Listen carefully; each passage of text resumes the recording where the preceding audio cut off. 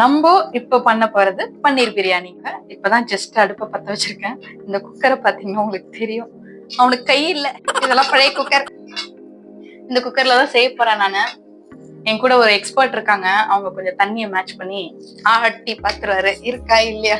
நாங்க அப்படி இல்ல சார், உங்க கண்ணு முன்னாடி எங்க வைத்தியசாலையை வச்சிருக்கோம். நான் சூத்திரத்தை சொல்ல சொல்ல இவர் இடிப்பாரு, இவர் கிண்டுவாரு. சரியா? இதுக்கெல்லாம் பெரிய வெங்காயம் தாங்க, ஆல்ரெடி ஸ்லைஸ் பண்ணி கட் பண்ணி வச்சிருக்காங்க. என் பையன் ஆல்ரெடி போய் உள்ள போய் உட்காந்து பெயிண்ட் பண்றேன்னு சொன்னான். பெயிண்ட் பண்ணிட்டானான்னு தெரியல.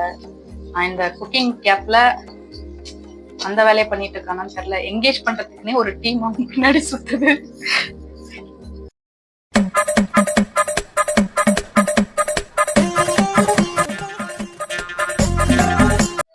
என்ன சார்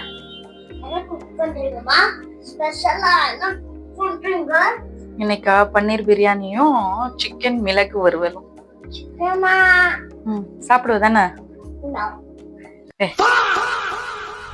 இத கொஞ்சம் வணக்கணும். சர்ச்சிங் ஃபார் த கரண்டி வதக்கி விட்டுருந்தாங்க. ஆக்சுவலி கேஷ்யூ கூட இதுல ஆட் பண்றவங்க ஆட் பண்ணலாம். முன்னாடி நம்ம பட்டை கிராம்பு போடும்போது கேஷ்யூ போடுறவங்க போட்டுக்கலாம்.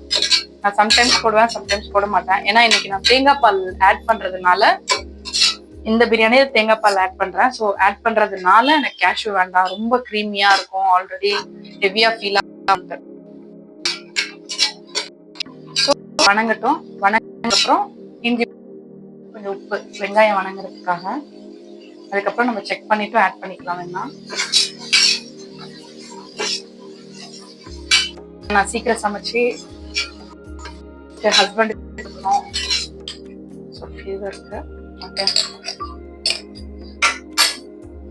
இதை எடுத்து வச்சுட்டு இப்ப இது கூட வந்து புதினா கொத்தமல்லியும் சேர்த்து ஆட் பண்ணிக்கலாம். கொத்தமல்லி கொஞ்சம்,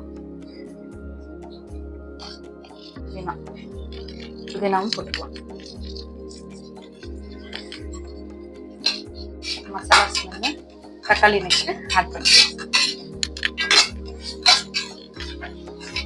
தக்காளி ஆட் பண்ண போறோம். மெஷர்மெண்ட் வந்து ஒரு தக்காளினா ஒரு வெங்காயம்னா 2 தக்காளி, அந்த ஒரு மெஷர்மெண்ட்ல தான் போடுவேன் நானு. கொஞ்சம் ஆம்பூர் ஸ்டைல் மாதிரி நினைச்சுக்கோங்களேன். ஆம்பூர் ஸ்டைல் எப்படி தக்காளி ரொம்ப இருக்கிற மாதிரியே ஒரு ஃபீல் இருக்கும்ல, அந்த மாதிரி போடும். ஏன்னா எந்த காயும் கிடையாது பன்னீர் பிரியாணிக்கு. ஸோ அதனால இதெல்லாம் கொஞ்சம் ஜாஸ்தியா இருக்கட்டும்ட்டு பண்ணுவேன். பச்சை மிளகா கொஞ்சம் ஆட் பண்ணிக்கலாம். பன்னீர் ஆட் பண்ணலாம். 1க்கு 1.5 மெஷர்மெண்ட்டுங்க. லாஸ்டா அரிசி போடுறதுக்கு முன்னாடி கொஞ்சம் தேங்காய் பால் 1/4 கிளாஸ், ஒரு ஃப்ளேவர் கொடுக்கும், அதுக்காகங்க. இப்போ தண்ணி கொதிச்சிடுச்சு. உப்பு காரம் அதுக்கு முன்னாடி பாத்துருங்க. இப்போ அரிசி போடுறோம்.